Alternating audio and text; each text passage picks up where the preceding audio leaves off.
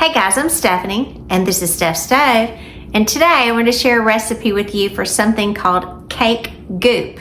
Now cake goop is something that you'll use to paste on your pans when you're baking for a wonderful natural pan release for all your baked goods to come out beautifully after you bake them. So this is a simple recipe. Most of you have all these ingredients in your pantry, and let me show you how to put together this wonderful cake goop. Here we go. Ready to create this recipe, I've got a small saucepan here, and you're going to need 3 basic ingredients. So I'm going to go ahead and add these. I'm going to add half of a cup of vegetable oil to my pan. Get all of that out. I'm going to add half of a cup of vegetable shortening. Now for this, mine is Crisco shortening that I'm using. And if you're not sure what that is, this is what it looks like. It's just vegetable shortening. It's shortening that's solidified. And then you're also going to use a half a cup of all-purpose flour. And you think we have shortening and flour when we're doing greasing and flouring a pan. We're just putting them all together. Now I'm going to put this on medium-low heat, so about between 2 and 3. And we are going to warm these until all the ingredients come together. Now this is an equal part measurement, so I'm using half, half, half for mine. If you want to do a lot more and you've got a lot of baking to do, you would do a cup, a cup, a cup. So you just adjust accordingly, equal parts of all 3 ingredients.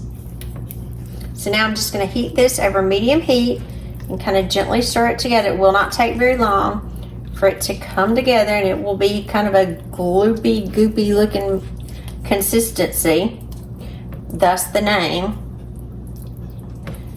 We're just going to blend this together until it's all combined.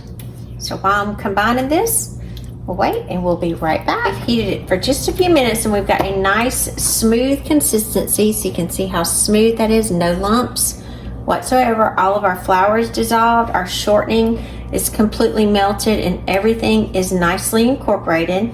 So I'm gonna let this cool for just about a minute, and then we're gonna get ready to pour it up and move on. Alrighty, we've had this cooling for about a minute, and you can see the nice little consistency that's in it.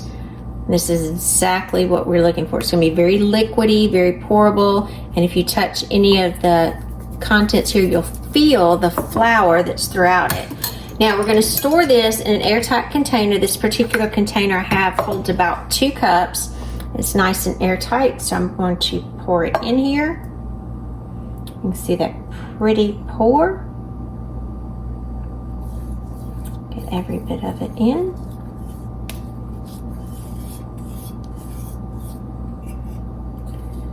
And then we will store this, and it'll be perfect homemade cake release. We get ready to make our beautiful cakes and baked goods.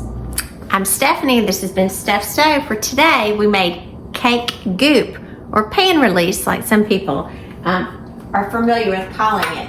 And it is a beautiful mixture, equal parts, and it will turn to a solid after it settles here, or more of a solid-like consistency. Now, when you get ready to use this, you'll use a pastry brush like this and dip in it and put all over your cake pan, being very careful. That's why the pastry brush is important, to get in all of the corners and the edges. And it's a perfect release. It's got your vegetable shortening, your flour and oil, beautiful release. You do want a thin layer of this, kind of resist putting it on thick. I know sometimes we like to do that, but this really deserves a thin layer and it will be perfect. Now to store this, again, it needs to be an airtight container. That's why I like this one. It's got the nice little seal on it. And I can lock it down. This will store once it's cooled in the pantry if you like. You can store it in the pantry for about 3 months or until you use it up, or you can put it in the refrigerator once it cools and it'll store nicely for about 6 months. So depending on the quantity you need, you'll just use equal parts of all 3 ingredients for this wonderful homemade cake goop. I do hope you enjoyed this recipe, and it makes it nice and easy using pantry staples you already have.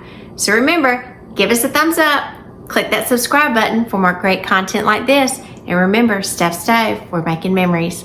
one dish at a time. Thanks for watching, guys. Have a great evening. Happy baking.